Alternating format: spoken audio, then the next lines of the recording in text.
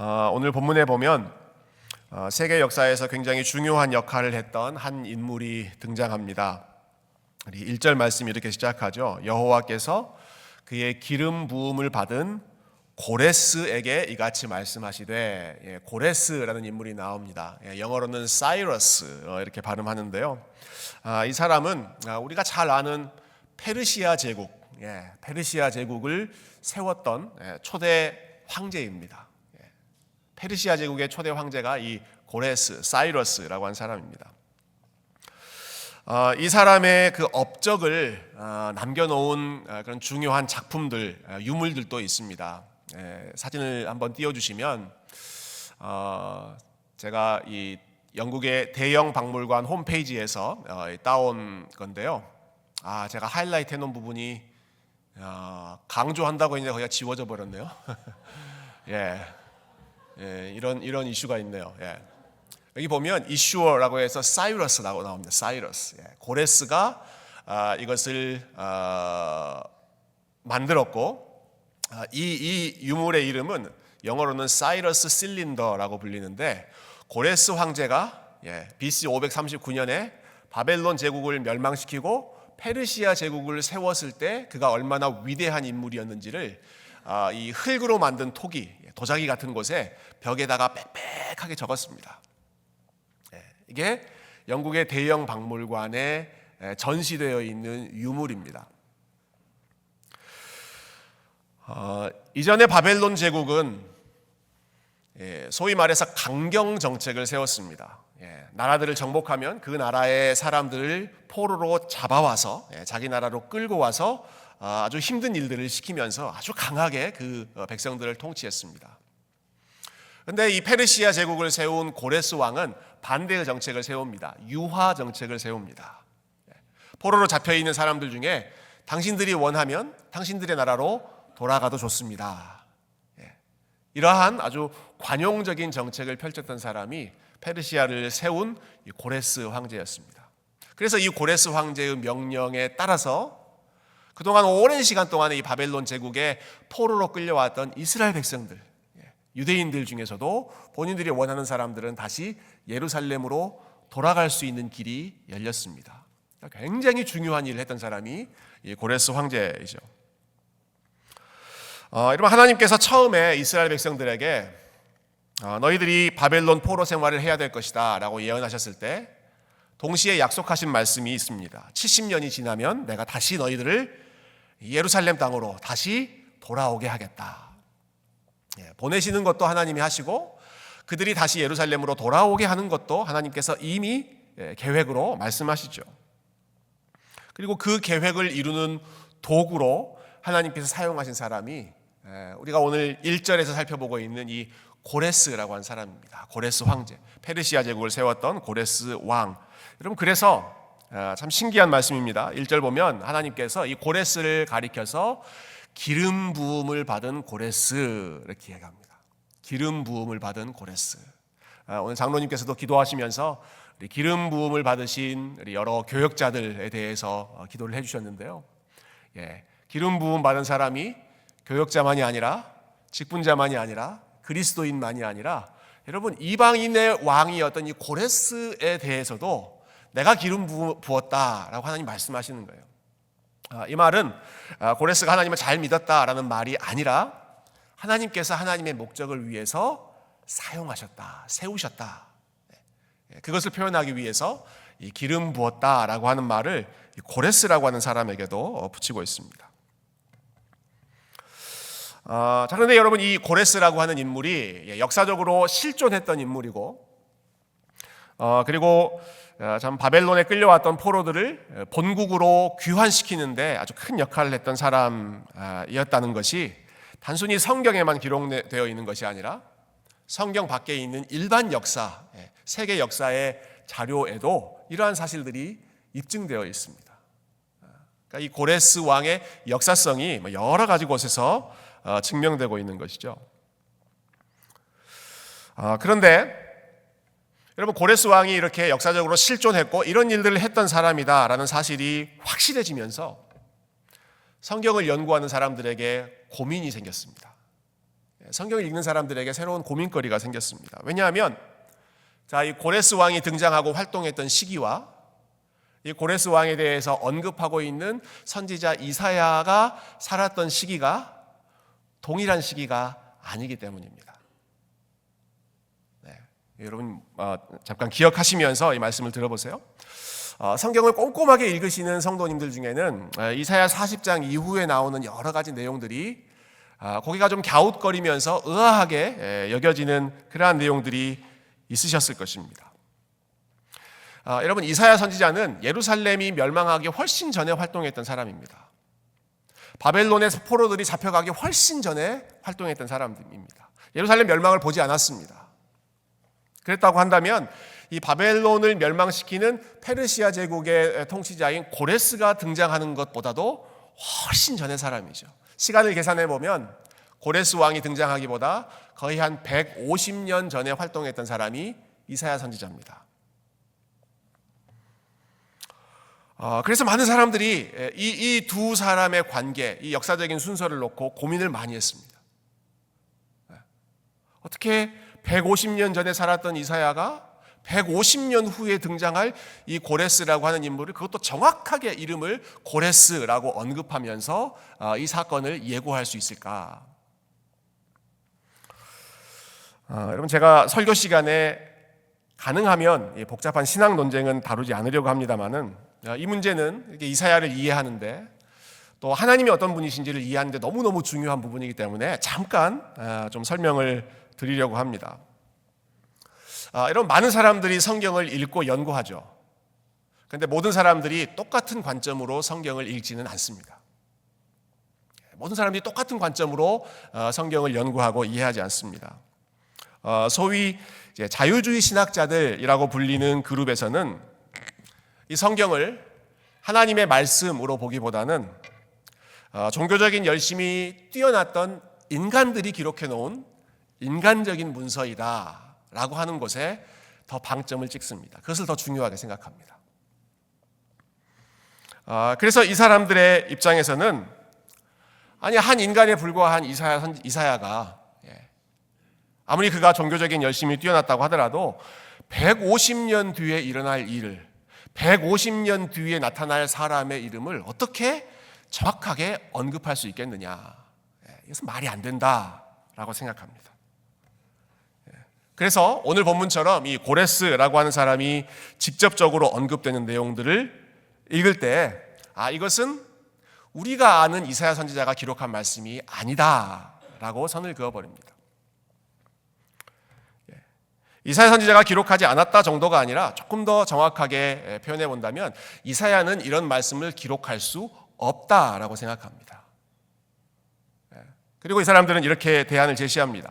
이사야 선지자가 기록한 것이 아니라 이사야보다 훨씬 뒤에 살았던 사람들, 즉 본인들이 직접 바벨론 포로로 끌려갔거나 그리고 고레스 왕이 이 포로 귀환 명령을 내리는 이러한 모든 것들을 다 지켜보고 경험했던 후대의 사람들, 150년 뒤에, 200년 뒤에 후대의 사람들이 이런 내용들을 다 알고 다 경험하고 나서 이러한 내용들을 기록하고 나중에 이사야라고 하는 책에 편집으로 또 덧붙여서 이게 마치 하나의 책인 것처럼 이렇게 작업을 했다. 좀 복잡한 설명이죠. 근데 왜 이렇게 주장하는가? 여러분, 이런 전제를 가지고 있기 때문이죠. 이사야는 이게 사람에 불과한데 어떻게 150년 전에 살았던 사람이 150년 후에 나타날 이 고레스라고 하는 사람에 대해서 알고 그가 왕이 될 거라고 하는 사실을 알고 그를 통해서 바벨론 포로로 잡혀갔던 유대인들이 다시 예루살렘으로 돌아올 거라는 이러한 사실을 어떻게 150년 전, 200년 전에 알 수가 있었겠는가? 이런 전제를 가지고 있기 때문에 이러한 내용들을 이사야의 예언으로 보지를 않는 것이죠. 여러분, 제가 예언을 오늘 하나 하려고 하는데요. 여러분, 앞으로 150년 뒤에 미국 대통령으로 코리안 아메리칸 중에 레스트 네임이 초인 사람이 당선될 것입니다. 다른 사람이 아니라 꼭 레스트 네임이 초여야 됩니다. CHO. 그 사람이 미국의 대통령, 150년 후에 미국의 대통령이 될 것을 믿습니다. 아멘이 나오면 안 되죠, 강도사님. 고시 준비하는데 이거 안 될 것 같은데. 아멘이 안 나와야 되는 거예요. 이런 말에는 아멘이 안 나와야 됩니다. 여러분, 믿으셔도 안 되고, 절대로 이러한 예언은 믿으시면 안 됩니다. 그런데 이사야 선지자를 저하고 같은 레벨로 보시면 안 됩니다. 성경을 기록한 이사야 선지자를 저하고 같은 그냥 하나의 인간 정도로만 보시면 안 됩니다.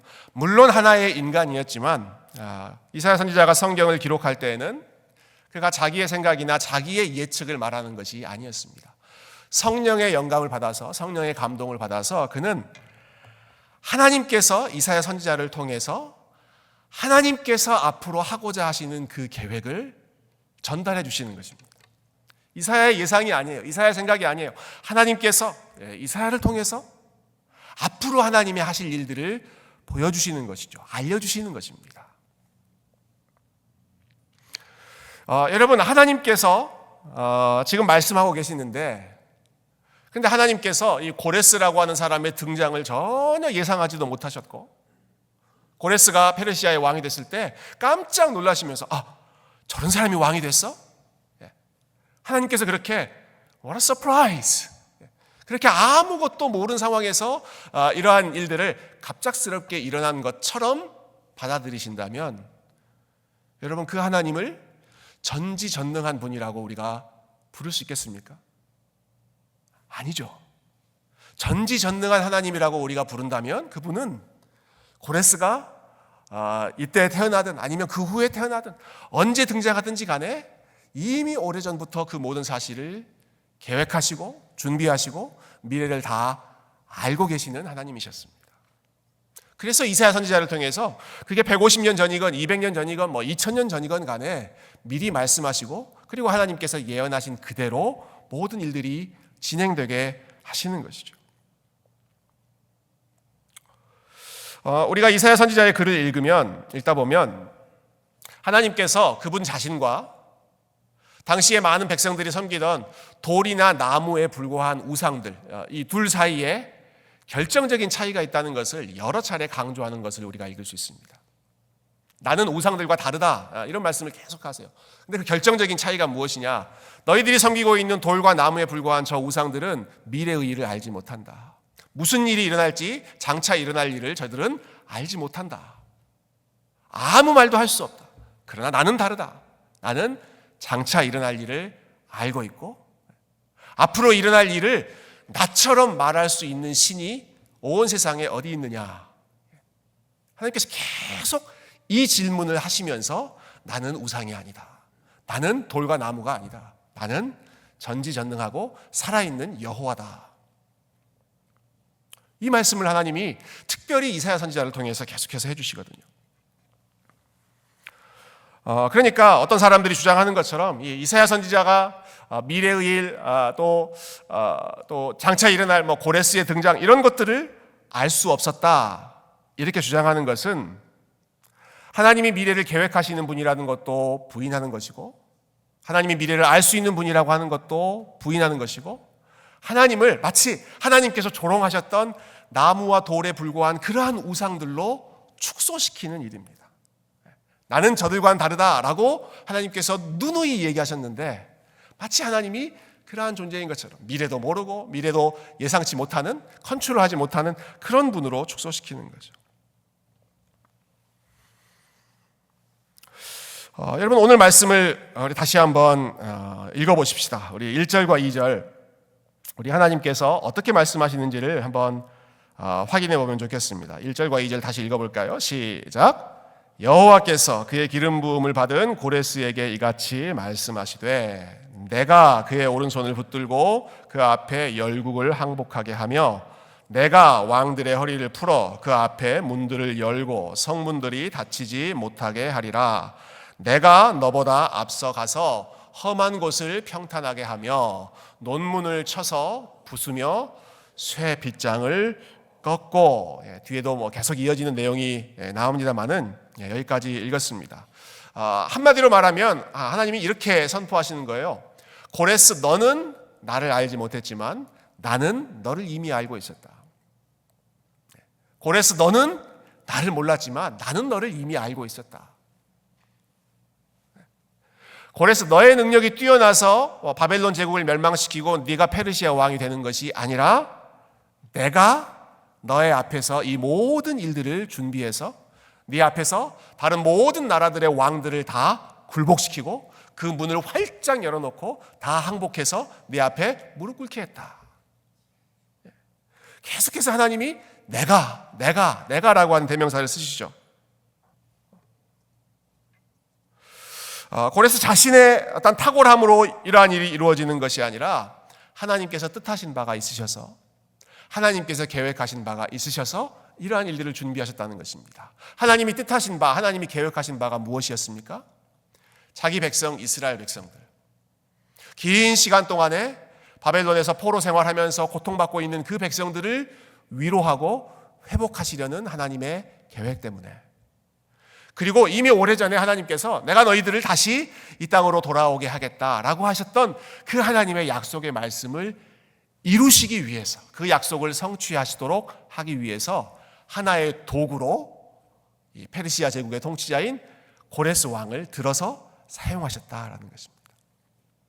그러니까 하나님이 모든 일들을 계획하시고 모든 일들을 준비하시고, 그리고 하나님의 백성들을 위해서 심지어는 그 세상에 아주 대단하다는 주관자들, 통치자들까지도 하나님의 목적을 위해서 사용하고 계셨다라는 것이죠.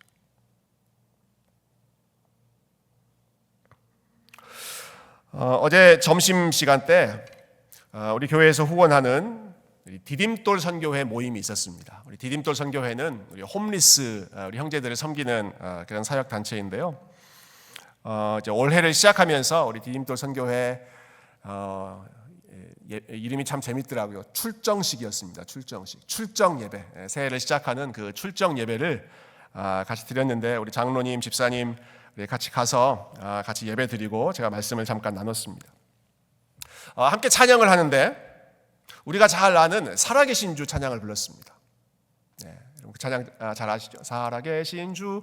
후렴에 보면 이런 가사가 나옵니다. 살아계신 주, 나의 참된 소망, 걱정 근심 전혀 없네. 근데 우리가 이제 영어로 부르다 보니까 영어 가사에 좀 주목하게 됐습니다. 영어로는 그 원래 가사가 이렇습니다. Because he lives. 그분이 살아계시기 때문에 I can face tomorrow. 나는 내일을 맞이할 수 있습니다. Because he lives. 그분이 살아계시기 때문에 나는 내일을 맞이할 수 있습니다. 그 다음에 이런 가사가 나옵니다. Because I know he holds the future. Because I know he holds the future. 하나님께서 future, 그 미래를 붙들고 계시다는 사실을 내가 알기 때문에 내 삶의 모든 두려움이 사라지고 나는 기쁨 가운데 하나님과 함께 살아갈 수 있습니다. He holds the future. 하나님이 미래를 붙들고 계시는 분이시다. 이미 오래전부터 이러한 사건들을 준비하고 계셨고 이러한 일들을 예상하고 계셨고 계획하고 계셨고, 여러분, 우리 하나님께서 우리의 삶에 일어나는, 이 세상에 일어나는 모든 미래들을 붙들고 주관하고 계획하고 계시는 줄로 믿습니다. 자, 지난주에 설교할 때 여러분 오스카 와일드라고 하는 사람의 그 문장을 인용한 적이 있습니다. Every saint has a past. 모든 성인들에게는 아무리 훌륭하다고 하더라도 과거가 있습니다. 그리고 그 다음 문장 Every sinner has a future. 동시에 모든 죄인, 아무리 죄인이고 망가져 있는 삶이라고 하더라도 그들에게도 future, 미래가 있습니다. 하나님께서 붙들고 계시는 미래가 있습니다. sinner에게도 future가 있다, 미래가 있다라는 말씀을 드렸습니다. 제가 깜짝 놀랐습니다. 지난주 중에 정말 sinner에게 미래가 있다는 사실을 하나님께서 너무 분명하게 보여주시더라고요. 그 다음 사진 보여주세요. sinner, wins the Australian Open. 여러분 지난주에 테니스 행사 중에 제일 큰 행사, 호주 오픈 그 대회가 있었는데요. 이 대회에서 우승한 사람의 이름이 누구였습니까? 시너였습니다. 시너. 미국 사람은 아니고 이태리계 그 야닉 시너라고 하는 지금 현재 세계 랭킹 1위, 테니스 세계 랭킹 1위인 사람의 이름이 시너인데, 여러분 시너에게 이런 퓨처가 있었다니까요.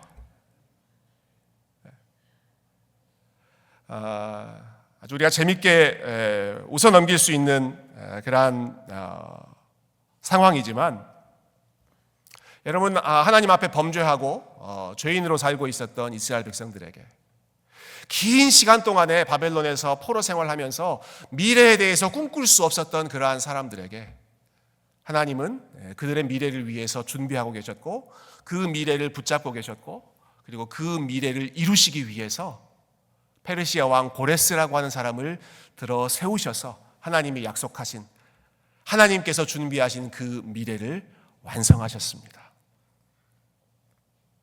여러분, 우리의 모든 미래를 붙잡고 계시는 그 하나님께서 우리가 걸어가야 할 우리의 걸음과 우리의 교회와 여러분의 가정과 특별히 혼란 가운데 있는 이 나라와 한국과 전 세계에서 사건 사고가 멈추지 않고 있는 여러분 이러한 상황 속에서도 우리 하나님께서 미래를 붙잡고 계시고 하나님께서 뜻하신 그 미래를 반드시 이루어내실 줄로 믿습니다.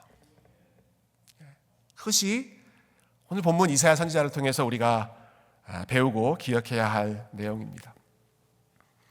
여러분, 그런데 하나님께서 붙잡고 계시고 인도하시는 하나님의 계획과 하나님의 미래가 우리가 생각하고 우리가 기대하는 미래의 모습과 다를 때가 있습니다.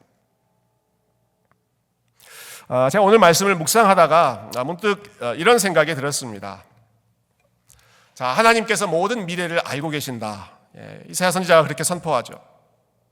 심지어 인류 역사에서 참 위대한 업적을 남겼던 고레스 왕 같은 이 엄청난 인물조차도, 이 위대한 사람조차도 하나님이 사용하시는 도구에 불과했다. 하나님이 누구든지 마음껏 하나님의 목적을 위해서 사용하셨다. 이런 질문이 좀 들었습니다. 하나님께서 이렇게 모든 일들을 그분의 계획대로 온전히 주관하실 수 있는 분이시라고 한다면, 정말 하나님이 모든 것을 자기 마음대로 하실 수 있는 분이라면, 그분이 택하시고 그분이 사랑하시고 그분이 돌보시는 이 이스라엘 백성들을 페르시아 제국의 고레스 왕처럼 높이 들어서 그들을 통해서 하나님의 큰 일들을 이루어내실 수는 없었을까?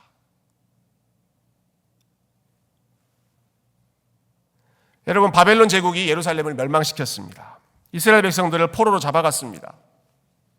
그렇다면 이 바벨론 제국을 심판하신다고 했을 때 똑같은 방식으로 그들에게 고통받았던 이 이스라엘 백성들을 강하게 하셔서 그들을 큰 나라로 세우셔서 그동안 괴롭혔던 이 바벨론 제국에게 본때를 보여주시고 바벨론 제국을 망하게 하시고 정복하게 하시는 그러한 방법으로도 하나님께서 역사하실 수 있지 않았을까? 우리가 조금 전에 봤던 흥미로운 사진에서 여러분 시너라고 하는 이름의 이 선수가 트로피를 들고 높이 그 신문의 헤드라인을 장식하는 것처럼 고레스 왕이 아니라 여러분 하나님께서 이스라엘 민족들을 챔피언으로 세워주시고 신문의 헤드라인이 되게 해주시고 뉴스에 대서특필되도록 이스라엘이 바벨론 제국을 이렇게 무찔렀다. 여러분 그렇게 할 수 있는 좋은 후보도 있었습니다. 그 당시에 바벨론 제국에서 오랫동안 총리로 실권을 가지고 있었던 다니엘 같은 경건한 유대인들, 여러분 하나님께서 고레스 왕 말고 다니엘을 새로운 제국의 통치자로, 새로운 제국의 왕으로 높이 들어서서 봐라, 나를 경외하고 나에게 예배하는, 나에게 기도하는 이러한 사람들을 내가 주관자로 사용한다. 여러분 다니엘을 통해서 바벨론 제국이 멸망하고 심판을 받고 이러한 일들이 일어난다면 역시 우리 하나님, 역시 우리 하나님, 하나님의 백성들을 사용하시는 그 하나님, 멋있는 하나님, 그 하나님의 영광이 더 크게 드러날 수 있지 않겠습니까? 근데 하나님께서 그렇게 하지 않으셨습니다. 여러분, 이스라엘이 바벨론을 정복하는 이러한 방식을 하지 않으시고 또 다른 이방인 왕 고레스를 세우셨습니다. 또 다른 이방인 왕 고레스를 세우십니다. 그리고 이스라엘 백성들의 운명은 또 그 이방인 왕의 말 한마디에 좌우될 수 있도록 그렇게 역사하십니다. 아니, 하나님께서 모든 일들을 하실 수 있다면, 그리고 하나님께서 이스라엘 백성들을 정말로 사랑하시고 귀하게 여기신다면 이스라엘의 힘이 강해져서 스스로 독립을 이루고 이스라엘이 높아져서 다른 모든 나라들이 우러러보는 그러한 강대국이 될 수 있도록 여러분, 하나님께서 그러한 일들을 하실 수 있으시겠습니까? 하실 수 없으시겠습니까? 하실 수 있으시죠? 하나님께서 그러한 일들을 하실 수 있으시죠? 왜 그러한 일들을 못 하시겠습니까? 하나님을 알지 못하는 고레스 같은 사람을 하나님께서 페르시아 제국의 통치자로 세우는 일들을 그렇게 하셨다면 하나님을 잘 알고 하나님께 사랑하시는 다른 사람들을 그 높은 자리에 또 그 영향력이 있는 일을 그들을 통해서 하는 일들을 왜 하나님께서 못 하시겠습니까? 근데 하나님께서 그렇게 안 하시더라라고 하는 것입니다. 여러분, 이스라엘은 이후에도 계속해서 세계의 역사 가운데 중심부가 아니라 주변부에 있었습니다. 중심이 아니라 계속해서 주변인으로 살아갑니다. 여러분, 예수님도 마찬가지시죠.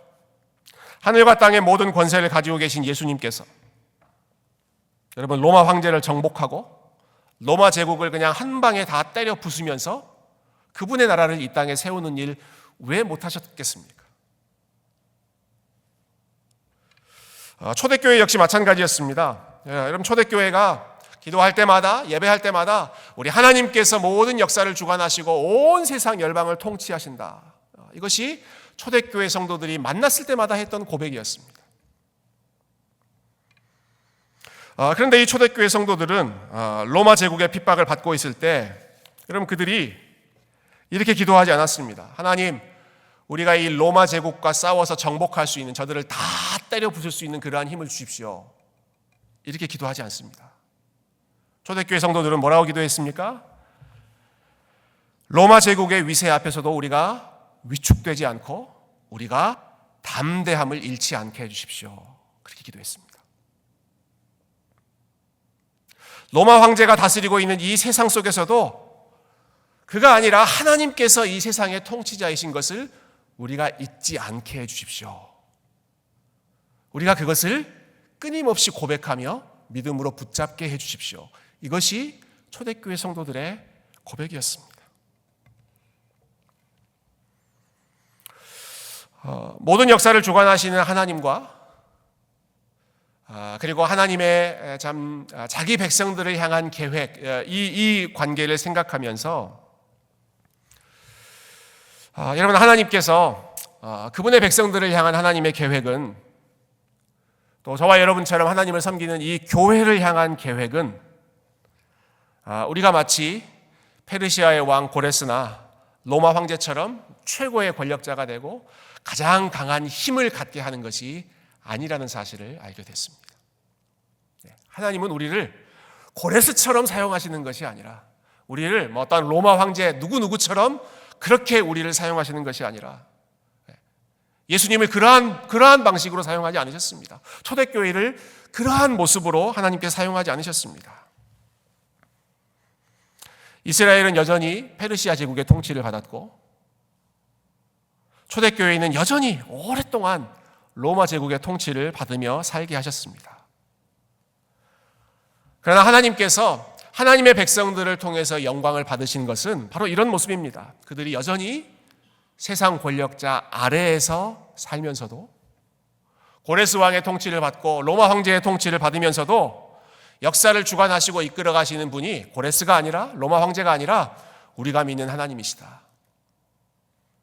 우리가 믿는 하나님께서 모든 것을 준비하고 미래를 예상하시고 미래를 계획하시고 그분의 영광을 위해서, 그분의 목적을 위해서 이 모든 것을 이루어가고 계신다.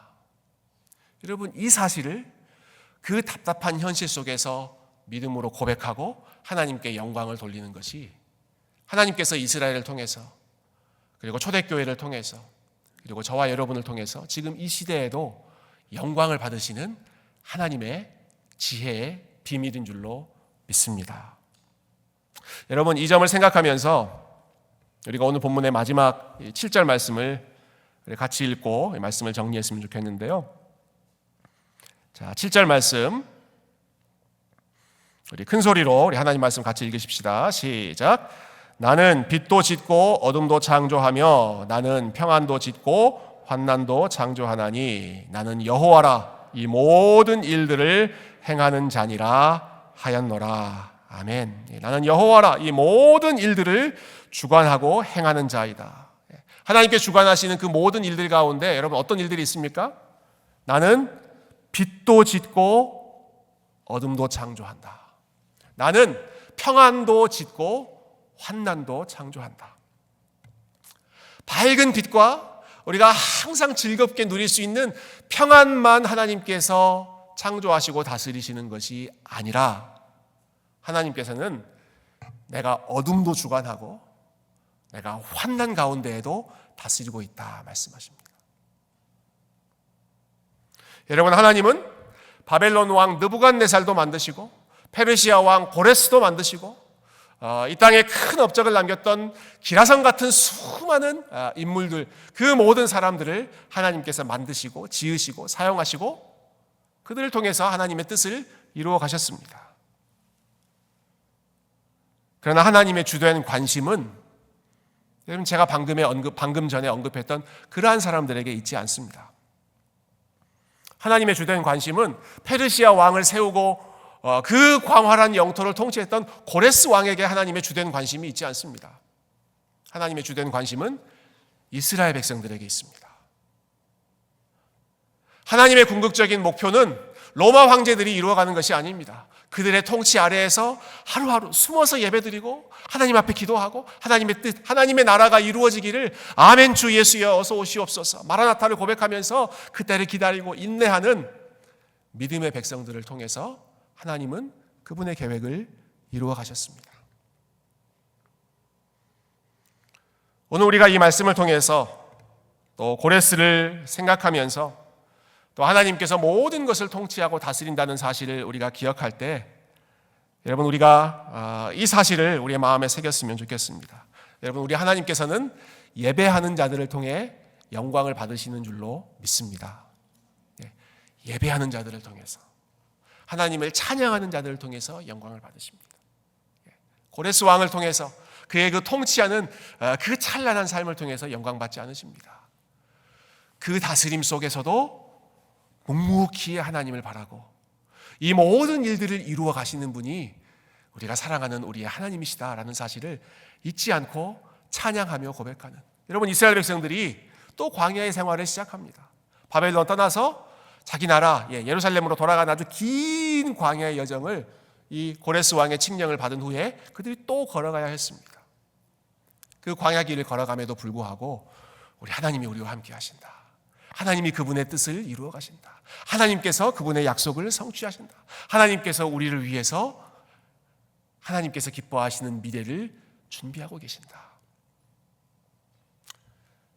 세상의 권세 가운데에서도 거기에 전혀 위축되지 않고 세상에서 일어나고 있는 온갖 혼란스럽고 두려운 그러한 일들 가운데에서도 여러분 전혀 우리가 담대함을 잃지 않고 이 세상의 주관자, 역사의 주관자, 우리의 삶의 통치자 오직 하나님 한 분이신 것을 여러분 믿음으로 고백하고 기도하시고 그리고 하나님을 높이시고 우리 하나님을 예배하고 찬양하며 우리 하나님께 영광 돌리는 귀한 성도님들이 다 되시기를 주님의 이름으로 축원드립니다. 함께 기도하겠습니다.